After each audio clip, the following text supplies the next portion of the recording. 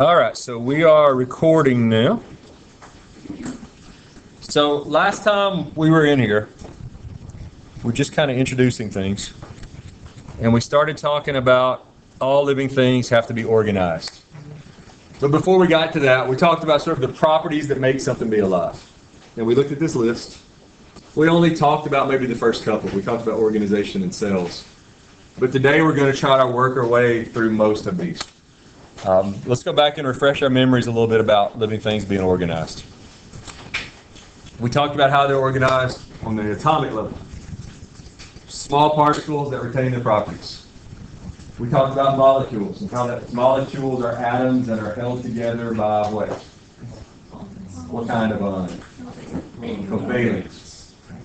And we said that if it's something that's held together by ionic bonds, instead of saying molecule, we ought to call it what? Salt. Same kind of deal, but just salt. It's a metal and a non-metal connected by an ionic bond. Put a bunch of those together, we get cells. And we talked about when we define cell, two words I said I always include in that definition: structure and what? Function. The cells are the basic units of structure and function for life. We talked about tissues, how that they're groups of cells. And we went through the four that are in us. We talked about epithelial tissue, which usually serves what function? Yeah, it'd be broader. It's like a covering, like coverings of organs, inside and out, skin, coverings of openings in your body. We talked about connective. What are some examples of connective tissues? Bones, ligaments, tendons. One that doesn't seem to fit at first. Blood. All those are connective. And then we talked about nervous, and we also talked about muscle. We said if you put those together, usually all four of them together in some arrangement, you get organs. And we spent some time talking about the liver, and we talked about the pancreas and other assorted organs. If you put those together, you got systems. And again, I think we took some time to talk about the lymphatic system. We talked about the endocrine system. Eventually, we worked our way down to populations. And we said to be a population, what kinds of things are you dealing with? They have to be the same species, which means they have to be genetically really similar, and they have to be able to what? Reproduce, and the babies have to be fertile. That's the definition of a species. We also talked about communities and ecosystems and biospheres. I'm not going to worry about that today. And as you guys said, we left off with cells. We talked about, I think, some things that are one cell, unicellular things. What were some examples? Bacteria, amoeba, protists, kinds of things. There's also some fungi that are one cell, like yeast, for example. Most things on Earth, maybe not in sheer numbers, because there's more bacteria on Earth than there is anything, right? This is going to make you itch all day. There are more bacteria living on or in you right now than there are people on Earth. How many people are there on Earth? 7 to 8 billion people. You got that many bacteria, maybe more, living on or in you, even if you got a shower this morning. So they're there. And most of them are what? Most of them are actually good. You want them there. And you can get sick if you don't have them. So that's a good thing. But like I said, most different kinds of things on Earth are multicellular. What's the biggest advantage of being multicellular? Yeah, it's about specializations. Different cells do different things, and therefore they become more efficient and better at it. That's huge. And how did we say that different cells in your body can look so different? What allows them to become so different? Because what do we know about the DNA in every cell? It's the same. So how do they become different? Told you to think of your genes sort of like switches. Yeah, different pieces, different genes can be turned on in this cell, and a whole different set can be turned on in this other cell. Not all of your genes are working in every cell. Only certain ones are turned on and off. And we'll talk later when we get to genetics about how that happens. We spent some time talking about prokaryotic and eukaryotic. And we said that literally the word prokaryotic means what? Before the nucleus. And it's called that because what are the prokaryotic things? Bacteria. And scientists think they came when in terms of Earth? First life. And they don't have, from here on out, let's don't say they don't have a nucleus. Let's say they don't have what? They've got DNA, it's just not what? It's not contained. Let's say they don't have an enclosed nucleus. It's just sort of floating. They're also missing all the what? Organelles. Which in a eukaryote like us, those also provide for what? What's the benefit of organelles? But it's again about what one word? Specialization. Taking on a function, increasing efficiency, becoming better, more efficient kinds of things. And remember that all life on Earth, except for bacteria, would be eukaryotic. Which again, that word literally means what? Eukaryotic. True nucleus. They have an enclosed nucleus. So that's cells. So the next one we've got here is energy. If we were looking up in a textbook the definition of energy, what would it say? I mean, we all throw around the word energy all the time. How do you define it? Anybody? Most books are going to say it's the ability to do work. And if you're talking about science, when we do work, it implies moving things. So sometimes we might say ability to make things move. Ability to do work is your typical energy definition. One of the ways we're going to talk about energy in here is things that are autotrophs versus things that are heterotrophs. And again, I always am going to divide words into their pieces.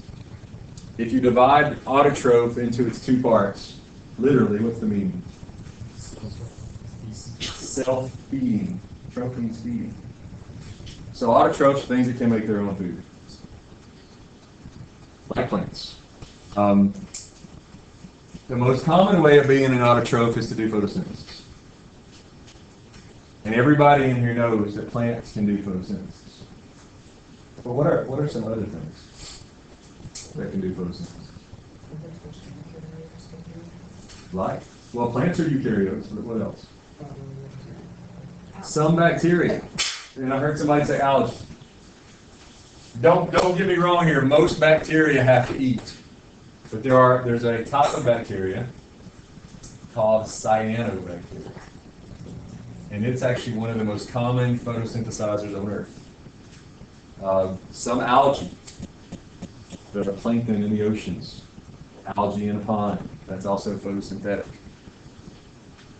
Photosynthesis is a word you've heard about, your whole life. It essentially means using light energy to synthesize what?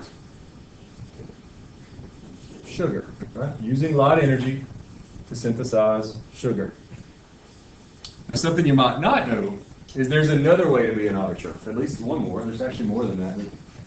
The way we're going to talk about is called chemosynthesis. Anybody know where on Earth chemosynthesis happens at? Yeah, it happens deep in the oceans, where there is very, very little light. But what's down there?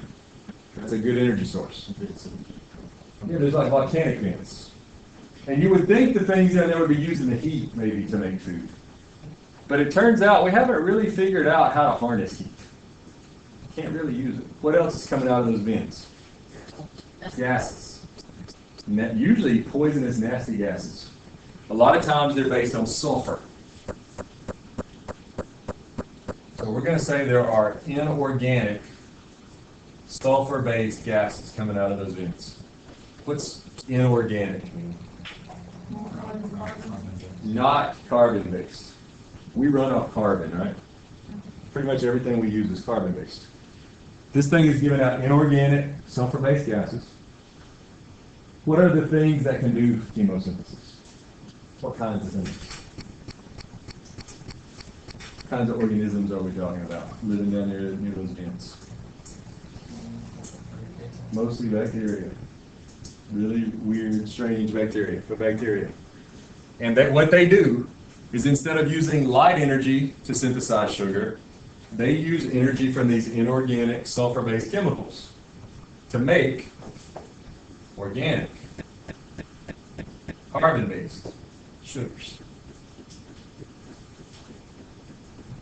So that's sort of summing up what chemosynthesis is. Using energy from inorganic sulfur-based chemicals and transferring that energy to organic carbon-based sugars. So it's a lot like photosynthesis, except the initial source of the energy isn't light. It's chemicals, usually sulfur-based chemicals. All right, so if you're not an autotroph, you're a heterotroph. Do we have any herbivores in here today? Any vegetarians? Anybody a vegetarian? No vegetarians. Is it more or less healthy to be a vegetarian? Depends. In most cases, it's probably more for a lot of reasons. I'll get to those lot of reasons in a minute. But if you're going to be a vegetarian, you have to be educated. Because what do people who are vegetarians, what do they have to be careful about in their diet? What are proteins made out of? What are their building blocks? Somebody said amino acids. How many different amino acids are there that we need, that are required to make proteins in life? How many different ones are there? There's 20. 20 different ones. Now some of those we can make on our own, we don't have to eat them. But there's 20 total that we need to build our proteins. If you eat a big hunk of steak, what do you get? You got all 20. You eat a piece of fish, all 20. Piece of chicken, all 20. But if you eat some broccoli, guess what? You only get some of them. If you eat rice, you only get some of them. So what I'm saying is people who are vegetarians, they have to be smart about the combinations of vegetables that they eat. If they don't eat the right combinations, they end up not getting certain amino acids, which means they can't make what? Certain proteins, which means they're going to have very serious problems. But if they are educated and they eat the right stuff, what do they not get much of in their diet that you don't want a lot of in your diet? Fats. And if they do get fats, plant fats tend to be pretty good for you. And what are they less likely to get in terms of health issues? Well, diabetes, heart disease is where I was going. For sure the heart disease thing. So it probably is a healthier lifestyle. I like my bacon and hamburgers and other sort of things, so it's never going to happen for me. But it probably is a more healthy way to go. The next place I want to go in terms of energy is talk about this guy, ATP. Those three letters are going to show up nearly every day in this class in one context or another. What is that? It's an acronym. What does it stand for? Adenosine triphosphate, ATP. I'm going to put up an equation up here on the board, and it's an equation you need to know.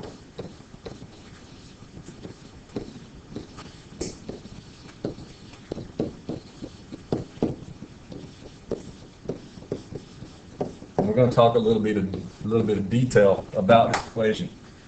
First of all, what's ATP's job in your body? What does it do for you? I want you to think of ATP almost like your battery. Pretty much everything that you do has to have energy. And it's ATP that typically provides that energy to make things happen. What do we call the energy that you need to make something happen? In a chemical reaction, the energy that you need to start it, what's that called? Activation energy. ATP provides that for most of your body's reactions. I want you to think of it not just like a battery though, but like a rechargeable battery that can be used over and over and over, like your cell phone battery. You use it, it uses up the energy's given off, and you just recharge it, and just keep doing it.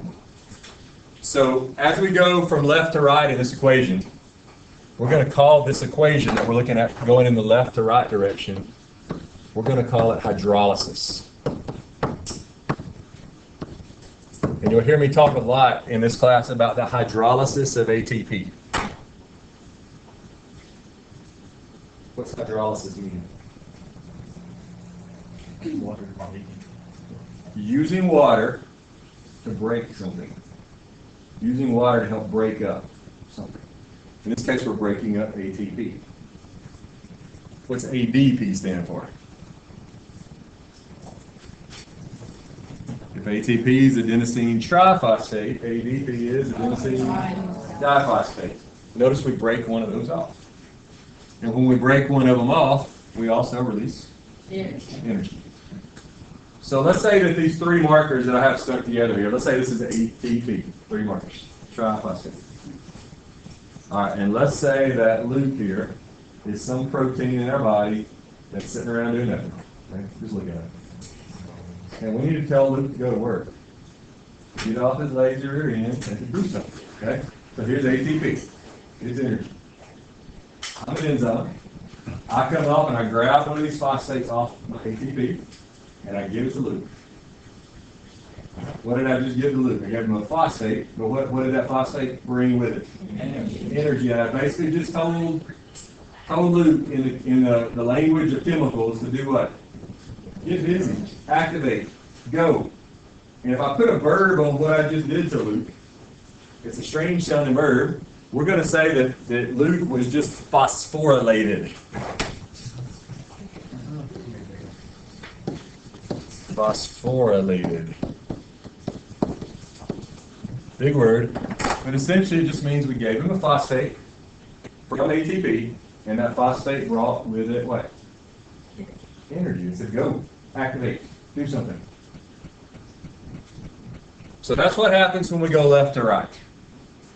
To use ATP, we have to first hydrolyze it. Break off a phosphate, transfer that to something, give that something energy. Does that make sense? Now, like I said, though, this is a rechargeable battery system. So now let's look at going back right to left. What process in your body takes your ADP and your P and recharges them? What's the process called when we go from right to left? Everybody in here should know this. What's the process that makes ATP in your body? Cellular respiration. You've all heard of cellular respiration. And the energy to recharge the battery ultimately came from where? Where'd that energy come from if we're going right to left? That's why you ate in the first place, right? You ate, literally, to recharge your batteries, to make more ATP. That's what cell respiration does for you. So that's going to be important, and we're going to see that over and over and over again. We also talked a little bit about metabolism. And what I told you on that first day is that everything you do in your body is essentially chemistry. It's a chemical reaction. Whether it's a thought, a memory, an emotion, some kind of movement, it's all chemistry. So metabolism is sort of the sum of all those chemical reactions that your body does together. It's the sum of all the body's reactions. We also sometimes think about it, because most of those reactions use energy, we might think about it as how fast we use energy. But it's essentially about reactions. What are the reactions that your body does? So the question's about the energy slide here. Know that ATP equation, that's important. All right, so the next thing is reproduction. Living things have to be able to reproduce. And we're going to go in a lot of different directions while we're on this slide. But since this picture's up here right now, let's talk a little bit about the picture. What do we call any reproductive cell in our bodies? Like sperm or egg? Gametes. As opposed, what do we call cells that are not gametes? Just like normal cells. Just like skin cells, heart cells, bone cells, stomach cells. In one word, what could we call all those just regular old cells that aren't gametes?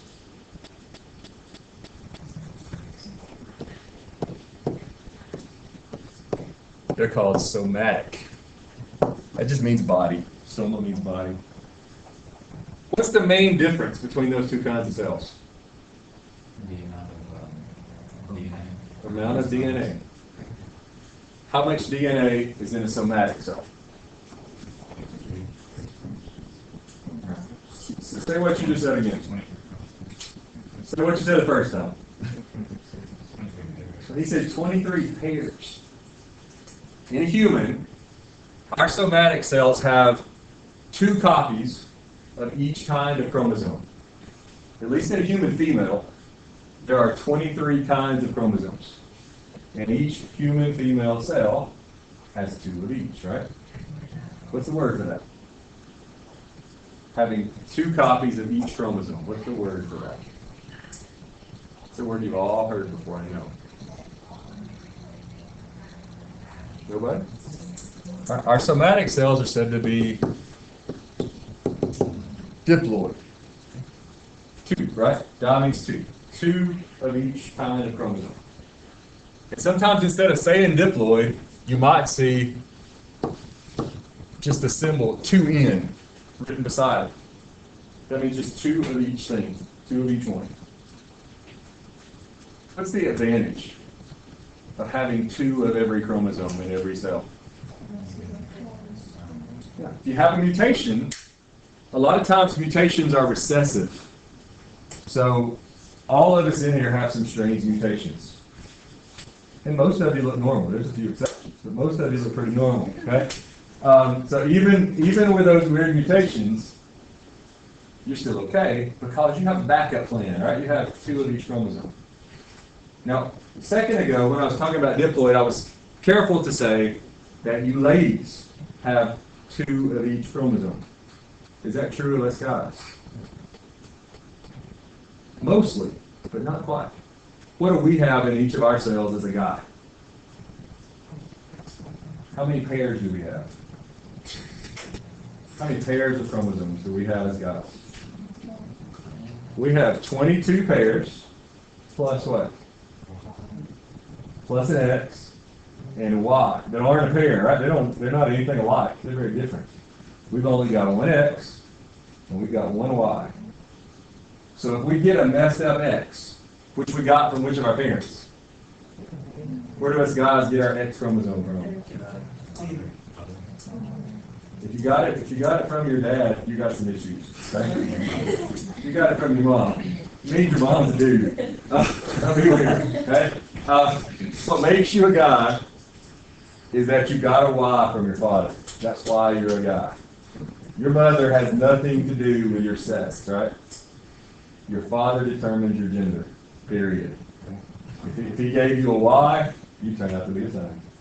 If he gave you an X, you turn out to be a girl. That's the way biology works. What famous English king had no idea about that? Henry VIII, right? He kept cutting off wives' heads and divorcing them, and because they would have daughters, and it was his fault. Okay? He didn't know that, or at least he pretended he didn't know it. I don't think they knew it at that point in time, but anyway, because of that, because we have that one set of chromosomes that's not really paired, one X and one Y. What does that mean about us guys compared to you girls?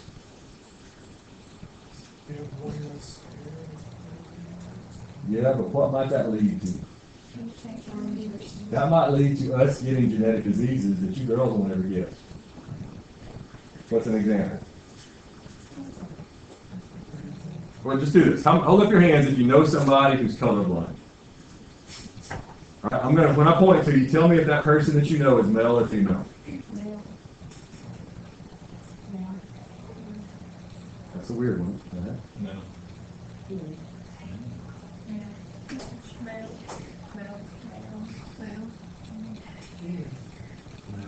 No. We got 2 eyeballs, but almost all of them were male. Turns out that the genes for normal color vision are, guess where? On an X chromosome. So if we inherit a normal X chromosome, we can see colors, okay, if we're guys. If we inherit a bad one from our mother, we can't because there's no way. There's no backup plan. There's no pair. You ladies Let's say your father is colorblind. You're going to get a messed up X from him, right? Because that's all he's got. But your mom's not. You probably get a good one from her, and you're what? You're good. Right? Now, the only way that these two ladies who were colorblind turned out to be colorblind was how? What does that mean about their father? He was colorblind. What does that mean about their mother? She either was colorblind or what? Had a father who was colorblind. Or maybe a mother who was carrying. One of the two. She was a carrier. But that's strange. So we might say that the genes for colorblindness are linked to the X chromosome. That just means they're only X.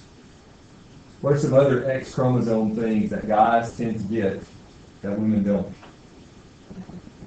Yeah, hemophilia. You guys heard of hemophilia before? The problem with what? Blood clotting. It became really famous in the 80s. Why would hemophilia have become really famous in the 80s? AIDS. Because what were people with hemophilia having to do in the 80s? Why? Because they're blood clots there. Well, how did they keep them from dying? If your blood wasn't clotting, what would they do to keep you from dying? Give you more blood transfusions. And what did they not know how to do in the 80s? Test the blood for HIV. So a lot of the early AIDS patients were hemophiliacs who caught it through blood transfusions. And that happened for a long time. Now they can actually detect the HIV in the blood, and they've actually developed a way to treat hemophilia. So a lot of that's not going to happen anymore. But pretty much every hemophiliac is a man. That also was famous because of a family who had it in the past. What family had hemophilia in the past that made it really famous? But not just the Romanovs, the whole European royal family. From England to Russia to Spain and everywhere in between, they were passing it around because they married within the family, right? And lots of people who would have been kings of all those countries died of hemophilia. Changed history. Strange stuff. Tell you another quick story. When I was coaching basketball here a few years back, we were in the state championship game. And it was in Birmingham. We chartered a bus. So I didn't know the bus driver. Nice chartered bus. He drives up, he gets out. He's a black gentleman. He has like snow white hair, which was unusual. You don't see that many black guys with like white hair, yes. And he had a mullet. I've never seen a black guy with a mullet. So I thought, that's strange. But then I kept looking at there's something else weird about this guy. I figured it out. Yeah, I did. Well, I figured it out eventually. So I sit down behind him on the way to Birmingham, and the whole time I should have been thinking about the game, you know. What defense are we going to run? What offense are we running? I'm thinking about this. What's going on with this dude? I know something's weird about this dude. So we eventually get to a stoplight, and he turns around and talks to him at the stoplight, and I see his ears. And coming out of the rim of his ears are hairs that are about as long as my hand. And how did I not notice that before? I'm not blind, so how did I not notice those long hairs coming out of the rim of his ear? I mean, I'm not talking about just one or two. I'm talking about hundreds of them. That's why he had a mullet. He had combed his ear hair into the mullet. And it looked like it was part of his head hair. So the whole game, I'm thinking about what is going on with this dude's ear hair. This is before smartphones, so this is like 1994 or something. I couldn't Google it. So the whole game, I'm what is going on with that, okay? We did end up winning the game, but we won the state championship in here. Get back home, I have to find a genetics book when I get home. I'm not celebrating the state championship. I get the genetics book and I'm reading furiously. Turns out that this mutation for crazy ear hair is on the Y chromosome. This guy has it. What does that mean about his sons? They're going to get it. And his sons. Essentially, you get the Y chromosome that your father had unchanged, right? Now, what about his daughter's sons? Are they going to get it? No, because where'd their Y come from? No, it'd be weird if they got it from their mother's husband, right? Their father, okay? Who is not, hopefully, also their mother's father. That would be strange too, okay? Yes, question. If he's gonna go through all the effort to come and see with that, why can't he just shave it? That's a good question. Now, it would be kind of dicey to shave the rim of your ear, right? I mean, you would really cut it. Now, you'd think you would have bought some kind of electric something or other, or had wax or something, but I don't know. I mean, that was cool. I don't know. But strange stuff. Strange stuff. The point being, that's an example of what can happen to us guys because we only have one of each of those chromosomes. You ladies don't have to worry about that because you got two of everything. We only have one of each. All right, so that being said, while we're on this picture, a couple more things. Here's the ovary. You ladies have two of those, right? Yeah. What's the ovary all about? What does it make? Anytime in this class you see the letters O and B together, what should come to mind? Eggs. Eggs. It also makes some hormones like estrogen and progesterone and stuff like that. Where are the eggs at in the ovary? Are they like in the middle? Are they on the outer edge? Where do they tend to be at? It's going to kind of gross you out. They're on the edge.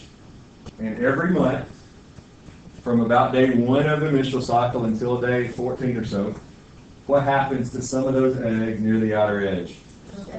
They start to swell up. This is happening on the surface of the ovary like a zit. They swell up like a big zit. It looks like your ovary has zits. And you can see that on the bottom picture, those white, not like things. And about day 14 of the cycle, what happens? One of those zits pops. And according to, having never experienced this myself, according to everything I read, if you really are in touch with your body, you can feel that happening. Okay? It's like an internal zit popping. Okay? That's what we call a what? What is it when that internal zit pops? What do we call it? You don't know much about women, do you? What do we call it? Ovulation. And what pops right out of that big zit? Here comes the egg. And that egg is going to make its way into this tube. What do we call that tube? It's called the fallopian tube. And it's going to connect the ovary to the uterus. It's very narrow, kind of twisty. Occasionally, well, first of all, that's where fertilization happens, if it happens, is in that tube. I'll let that annoying bell stop. What do we call the cell that we get when an egg and sperm get together, the first cell? The zygote, right? Well, let me back up a second. I need to finish something I didn't a minute ago. We said that your somatic cells are diploid. They have 2 of each chromosome. What's the word we're going to use for a gamete to describe its genetic information? Haploid, right? And that means that it just has 1 of each. So sometimes we'll just write 1 in, or sometimes it's in. So if haploid egg and haploid sperm get together, we make this cell called a diploid zygote. That is the first cell that will become you. And then from that point on, what does that 1 cell pretty much do? It reproduces using what process? Mitosis. Which essentially just does what? Mitosis takes 1 and does what? Makes 2, right? 2 that are what? Exactly like the one that it started with and exactly like each other. Think of mitosis like a copy machine. You get out 2 of whatever you put 1 of in. Mitosis. Like I said, fertilization happens here in the fallopian tube.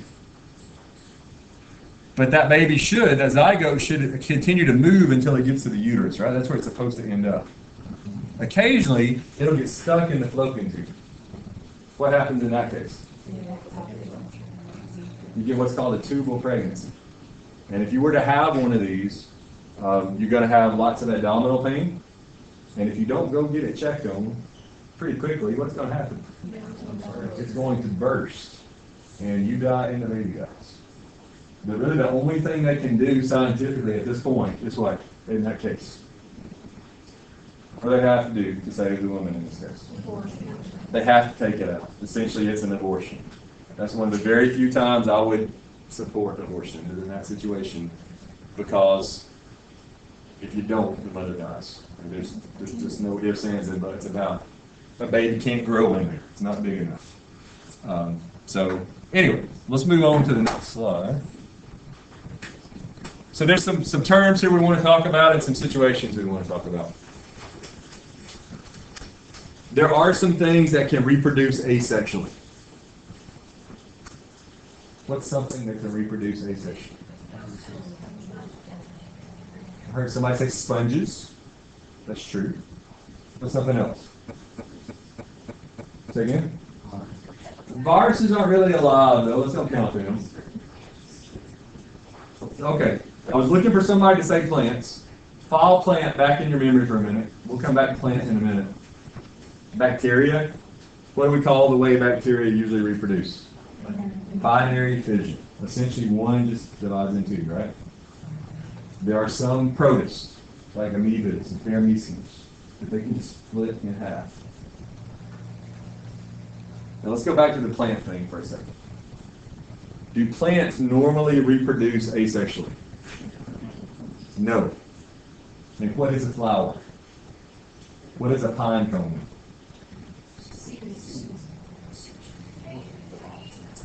Next time you guys are out there, and you guys have all done it, take that pine cone and throw them at each other. The next time you're throwing pine cones at each other, just think about what you're throwing at each other. Sex organs. That's what pine cones are. The next time you give somebody who's sick flowers, think about what you're giving them. Sex organs. That's what they are. In March around here, what happens in the first week or two of March every year? Everything has a yellow dusting all over it, thick. That's pollen. What is pollen? It's sperm in a protective coat. A coat to protect it from what? Why does sperm need to be protected? What's it being protected from? What's very dangerous for sperm? Dry out. What's putting out most of that pollen that happens the first week or two of March around here? Where's it coming from? What plant?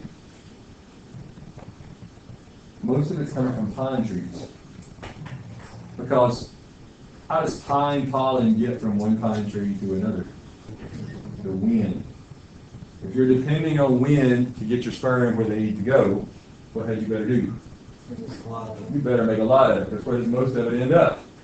On the ground, on cars, and people's noses, making them have runny noses and stuff. It's not very dependable. Is that true for flowering plants? Do they need to make a whole lot of pollen? No. Because how do they ensure that it gets to where it's supposed to go? Bees. They essentially bribe something, right? They pay a delivery bug, right? Or bat, or bird, or whatever it may be. And what do they pay in? Nectar, which is essentially sugar water, right? It's like you're giving them a Coke or something. Here, have a Coke, take my sperm where it's supposed to go. That's essentially what the plant is telling the bug. Okay? That's essentially what's going on. So, plants usually reproduce sexually. There are a few plants that have also an asexual component. If they were to ask you on an AP exam, how do plants reproduce? It's asexual. So that's almost always the case, with a few exceptions. Go ahead. If they do asexually, don't they just, like, they have two different parts, they just put their own pollen in one stage? That's not even what I'm thinking about. There are plants, like, for example, strawberries, that will have these little vine-like things that come out from the stem, and they'll run across the ground, and then they'll form roots, and then a new plant will grow up out of that. No pollen, no eggs needed. So that is a situation, but that's rare. It's usually sexual. So let's back up and let's think about the pros and cons of both forms of reproduction. What's the advantage of asexual reproduction? Heard somebody say over here, fast. That's the biggest advantage, it's fast. What's another advantage? Because it's a concerning environment and the confidence. Okay, yep, keep that in mind. I want to say that also is, I'm going to say it's fast and cheap. Now what do I mean by cheap? Yeah, it doesn't take much energy. I mean, think about a peacock for a minute. A male peacock. He's bright blue. How did he get to be bright blue? What makes him physically be so bright and blue? Yeah, but he has to make a lot of pigments to be, it takes a lot of energy. And then he had to build that huge tail. He had to wag that tail around. Does a male peacock really make sense? No, anything that wants to eat him can see him from hundreds of yards away. He really can't run very fast because he's wagging that big tail around. He can't really fly. That doesn't make sense. But why does he look that way? That's what the ladies look like. That's what the ladies like. What do female peacocks look like? They look like dingy brown chickens. That makes sense, right? If there was a male born that looked like a dingy brown chicken, he would probably live longer than a normal male peacock, right? But how would he die? He would die alone, okay? And childless. Because ladies, they like bright blue with a big, fancy tail. That's just the way it works. And you didn't know this coming into class today, so I'm going to answer a very deep question for you. Something you've always wanted to know the answer to. What is the purpose of life? And I'm going to tell you in just a strictly biological context, unconsciously, what is every living thing trying to do? By reproducing, what are you trying to do? You're essentially trying to make sure that your genes live forever. You're living forever by doing that. That's the purpose of life, really. It's to try to ensure that your genes live forever. There's different ways to do that. One way is just to make a lot of babies and hope some of them make it. That's one way. And there are a lot of animals that reproduce that way, right? Fish, frogs, a lot of animals that reproduce that way. Another strategy is only make a few babies, but do what? Protect them, take good care of them. Make sure that you pick a good mate so that the genes that they get are good genes, not just your genes, but the mate's genes too. Pick wisely. Lots of things there. But the advantage of asexual, fast, and it doesn't require a lot of energy. You don't have to spend a lot of energy attracting a mate, keeping a mate, putting up with a mate. Sometimes that takes a lot of energy, right? You don't have to do that. What's the disadvantage though? Everything is the same. There's no, let's put it this way, there's no genetic variation. If we were all genetically the same, and some new flu virus showed up, and it could take out one of us, it's going to take us all out. So my point is, and this is a really important thing to understand, is that the more different we are from each other genetically, the more able we are to what? Let's put one word on it. Well, not so much mutate. You know, keep thinking. The more genetically different we are, the more able we are to evolve, change. Let's think about this for a second. The Black Death comes along in Europe. 40 to 50% of everybody in Europe died. Why didn't that other 50% die? A lot of them were immune. They had some mutation. That before that disease showed up, did that ever help them probably at all? Probably not. It was just some random mutation that some of them happened to have. Those people lived. So what slowly happened to the plague?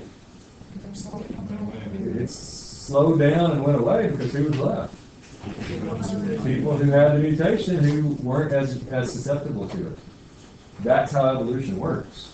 Evolution is not some magical, evil thing necessarily.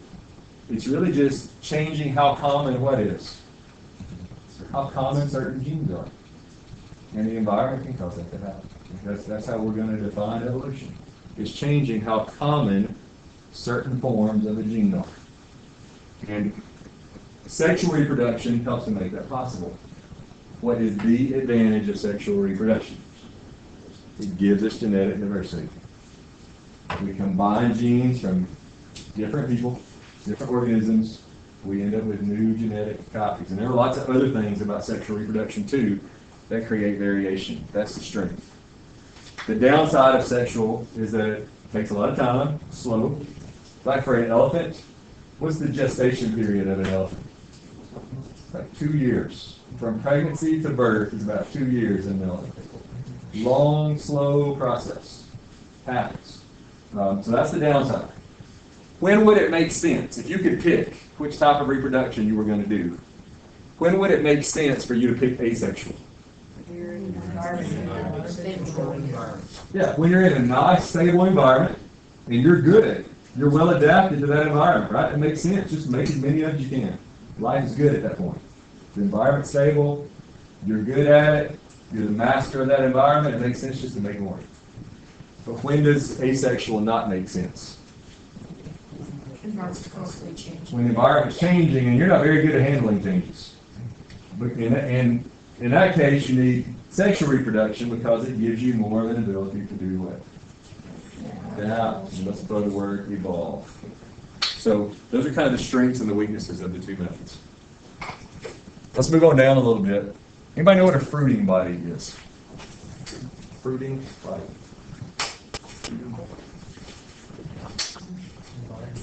All right, I'm going to gross you out several times today.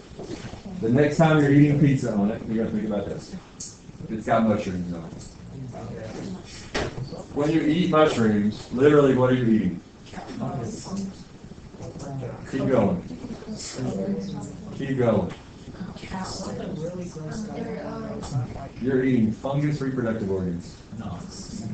Because what we call a mushroom is a fruiting body. It's essentially a sex organ. Where's most of the organism at? It's underground. That's why when you find mushrooms, you often find them in what pattern? Rings. The organism is actually where? In the middle of the ring. And the mushrooms, the fruiting bodies, pop up usually on the edges.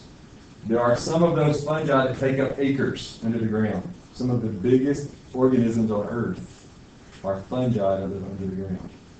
They've been known to take up over 20 acres in some cases under the ground. Huge, huge, huge things. So that's what a fruiting body is. It's just a reproductive structure in a fungus. What's the word for like a baby fungus? In its very early stages. A spore, right? That's what fruiting bodies make. They make spores. And one of the cool things about fungi is that most fungi can make spores asexually, but they can also switch on and make them sexually. They can do it either way. They can make asexual or sexual spores.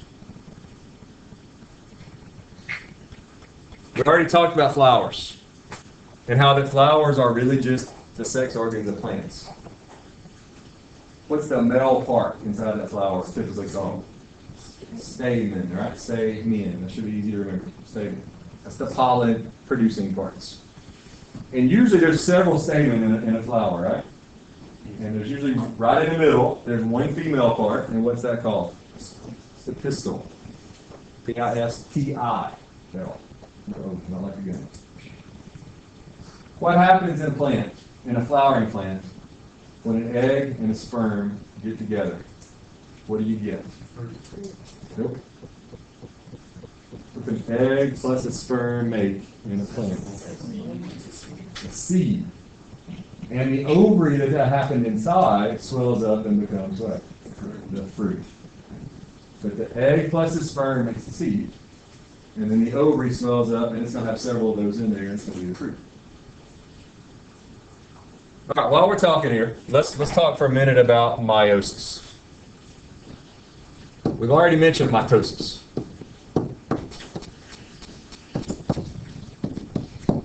They're both forms of what? Most people, when I ask that question, say cell division. That's technically not right. Mitosis and meiosis are actually not about dividing a cell, they're about dividing what? The DNA. It's about dividing up the nucleus. What happens right after both of them? What comes right after mitosis or right after meiosis? Cytokinesis, which does what? Divides the cell. So cell division happens after. Remember, in mitosis, you start with one cell, what do you get? You get two. And those two are just like each other, and they're just like the one you started with. If this has 46 chromosomes, these both have 46 chromosomes, right? In meiosis, if you start with one cell, what do you get? What do you get when it's all over with meiosis? How many cells? Nope. You get 4. And what do we know about, how do those 4 compare to the one you started with? They have what amount of the DNA? Half of what you started with. They're haploid. This cell's diploid. These 4 cells are haploid. And they're going to grow up to become what? Gametes. Eggs or sperm. All right, the last word on this slide here, parthenogenesis. I don't know the exact meaning of partheno, but where else have you seen that root? My history people, where have you seen that root up before? The Parthenon, right? What's the Parthenon?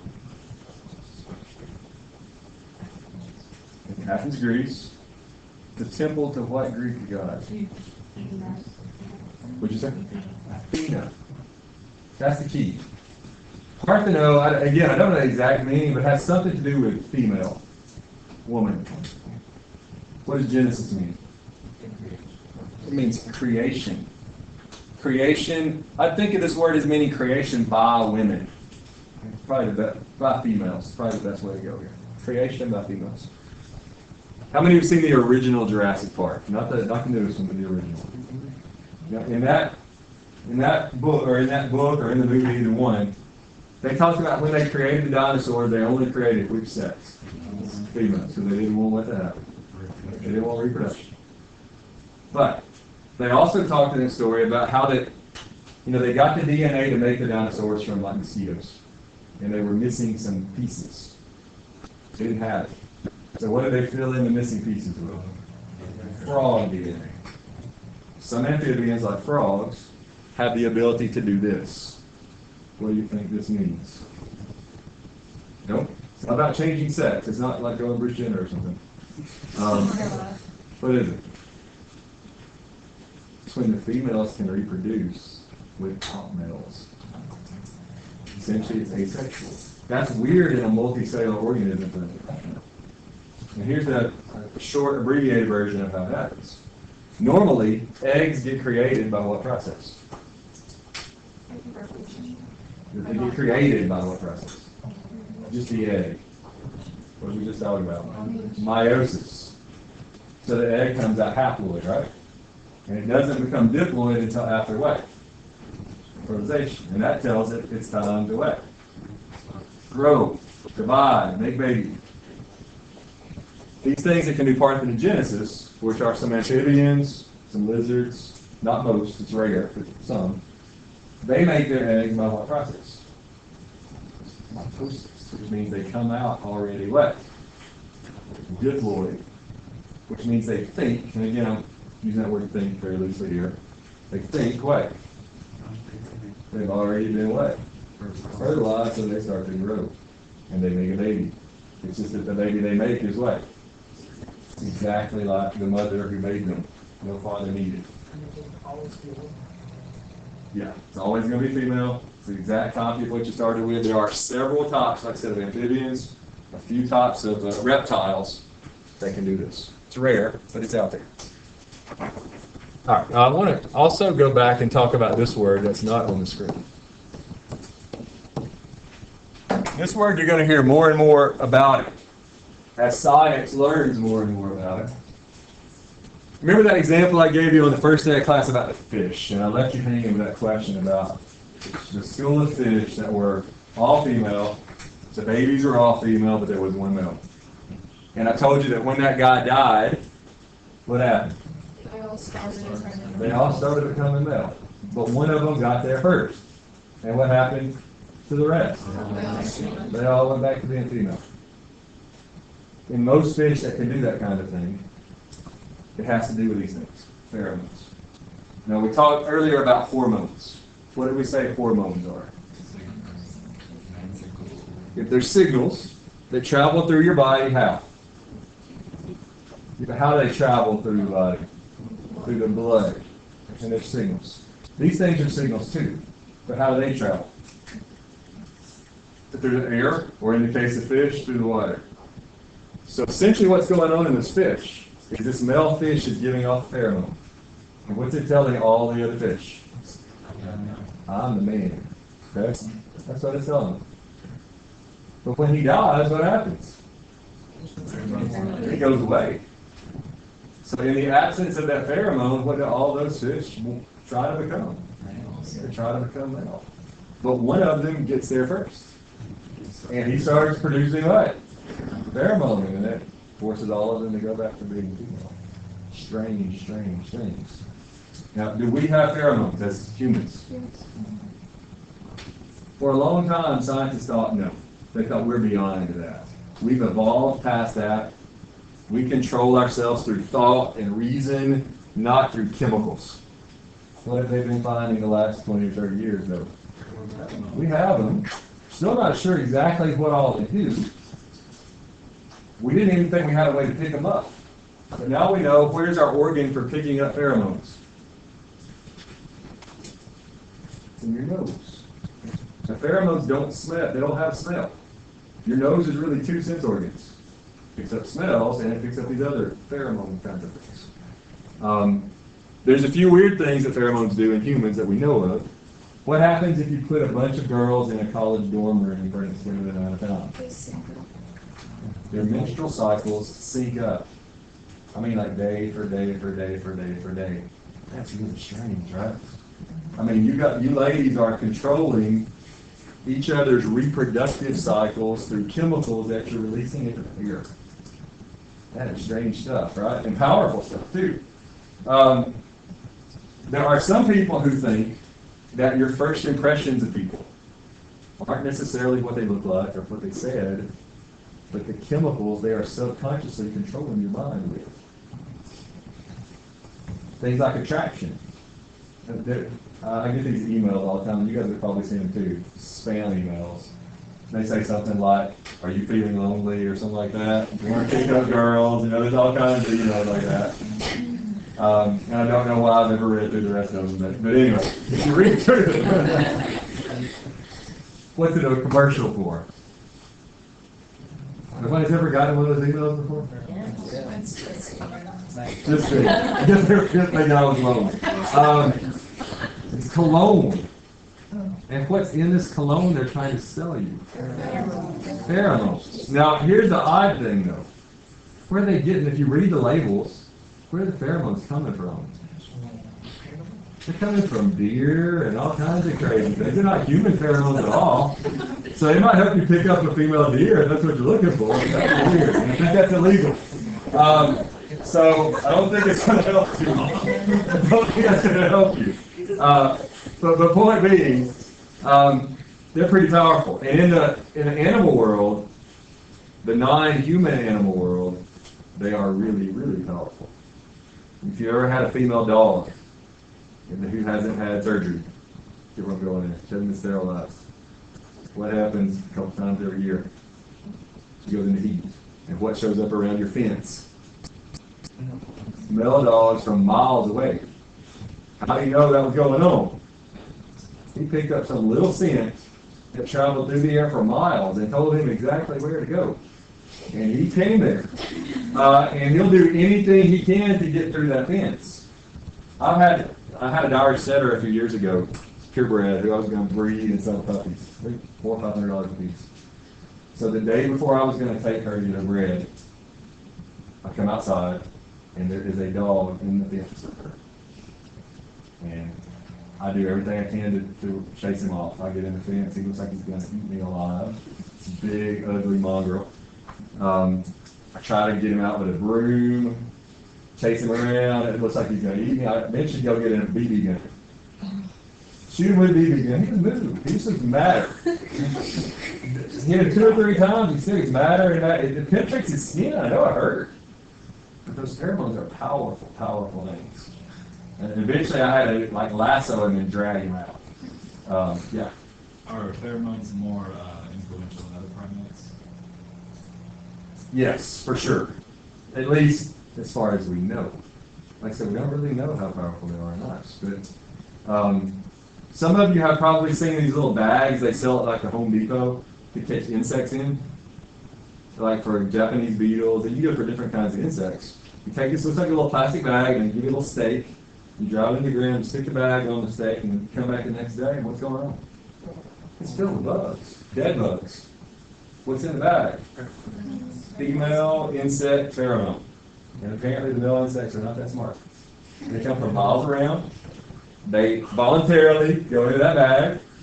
They lock those pheromones, so they stay in the bag. What happens? They get so hot they die. Same thing around cotton fields around here.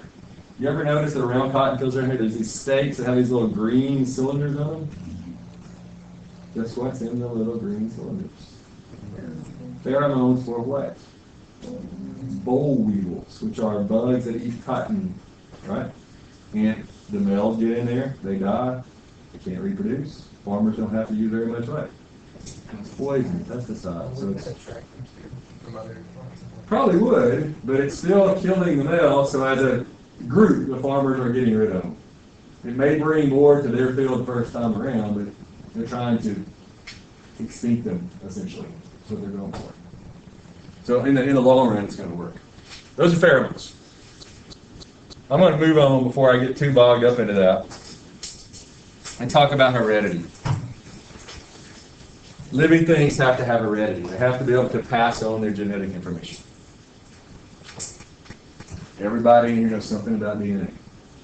But I want to ask you a question. I'm going to bet most of you can't answer, but you should be able to answer.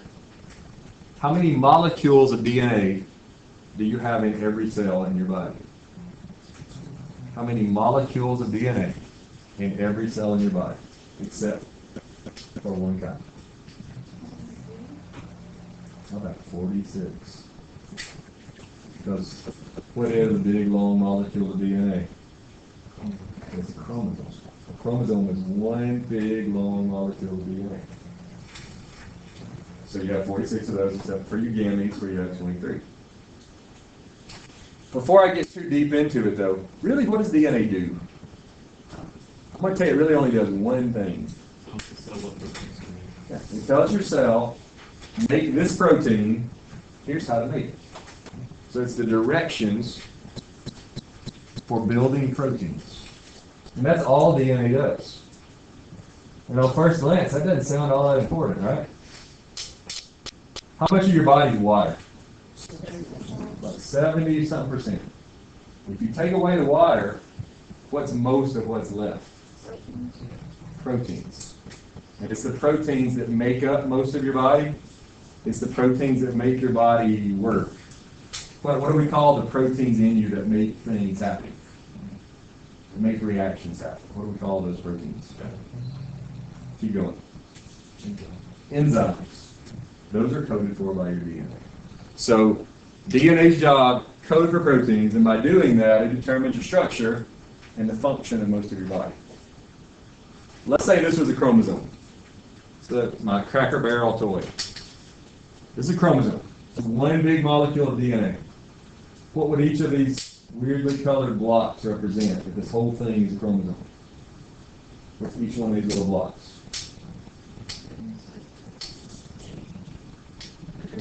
Chromosomes. No, this is one chromosome. What's each block?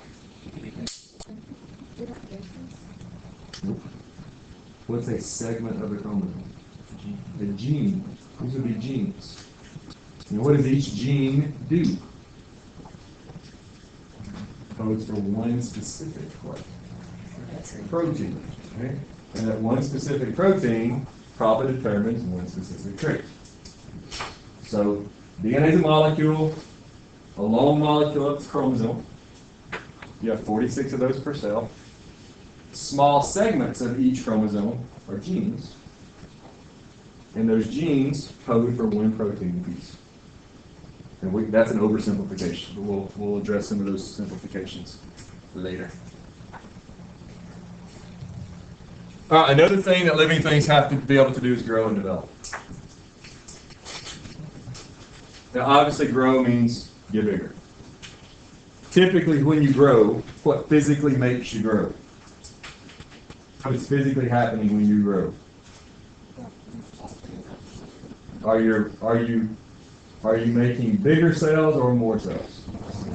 More cells. So you're essentially growing by what process? What two processes? Mitosis followed by cytokinesis. That's how we grow, essentially. Now, we also, as we grow, in a lot of cases, develop. You were all born with a big old head, big hands, big feet, short limbs. You were kind of out of proportion. People talk about how cute babies are. Most of them really aren't. I mean, let's be real. They're weirdly proportioned. But as you grow, you get into proportion, right? You develop. So develop is change as you grow. And I've got two examples up here of what we might refer to as develop. Metamorphosis, which we normally think about in relation to what? Butterflies, like caterpillar turning into butterfly.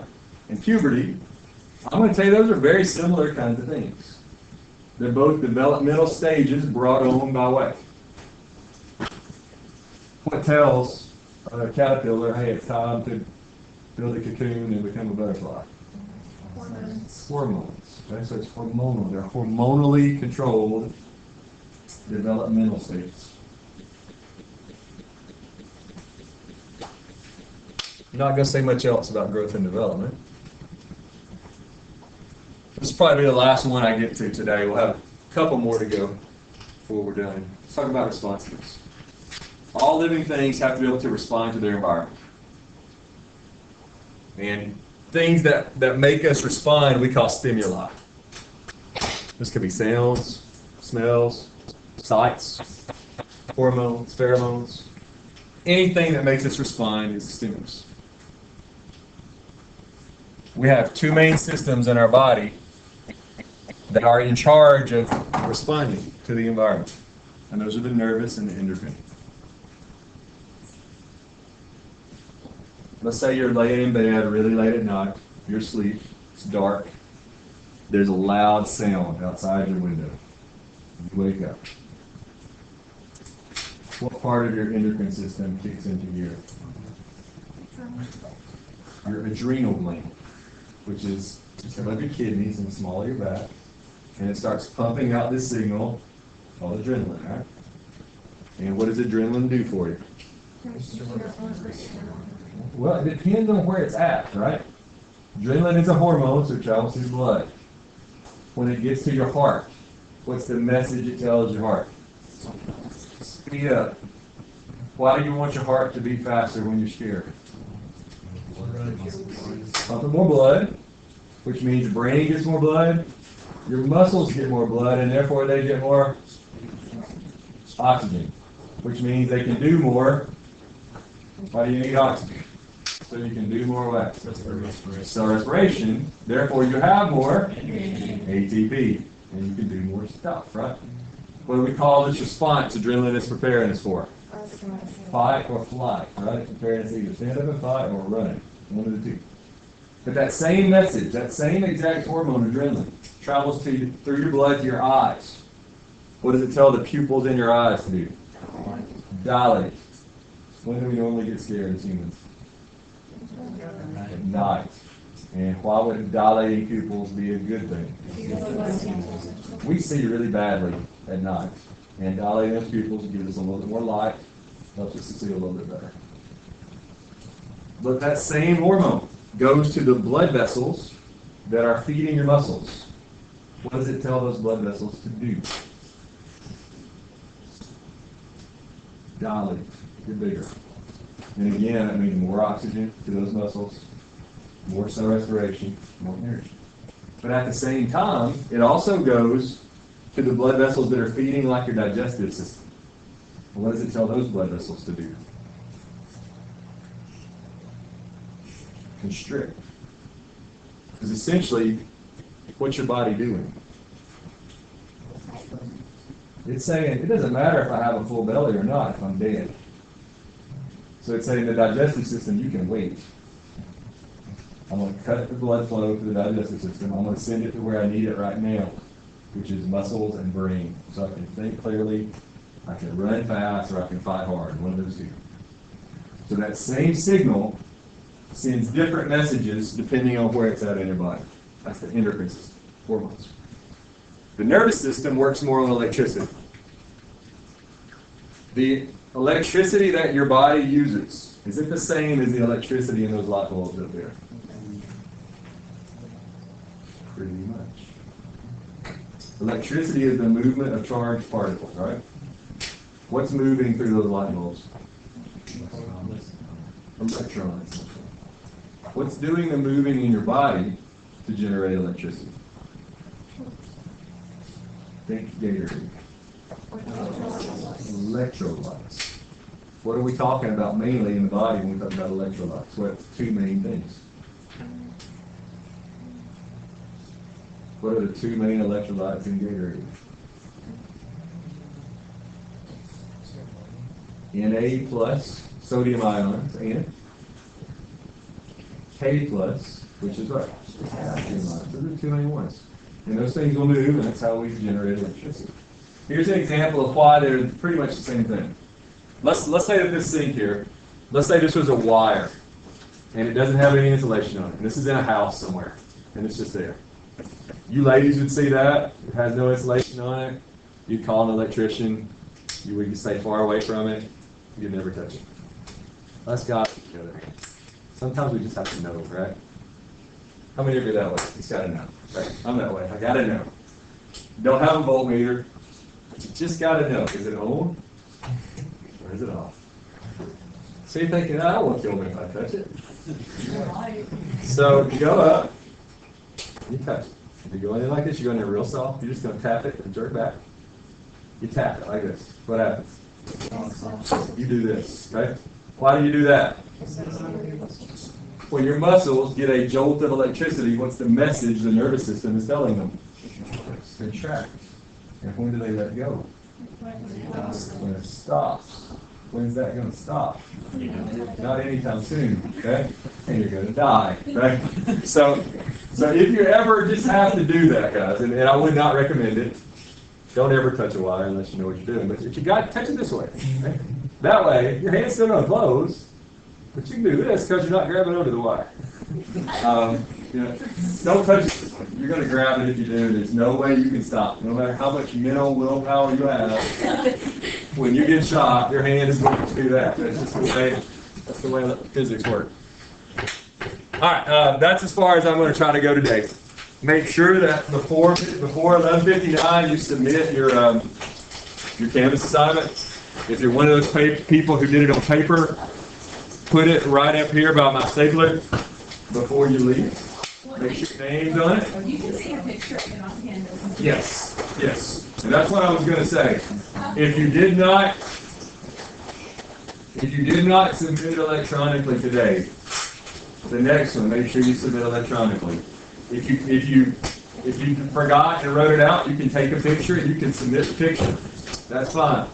The only people at this point who I don't want submitting electronically are people who are having Canvas issues, and there are a couple of you guys.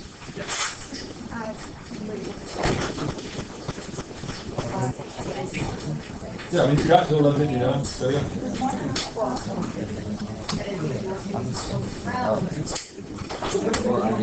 Okay, are you having Canvas issues? Oh, so you can't do it then. Lucas.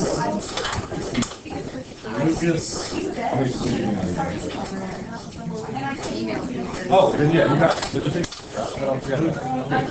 Yes. Concept was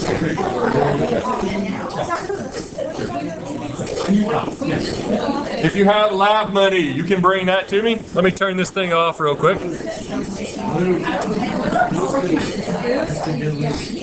Just 1 second. Get this thing turned off.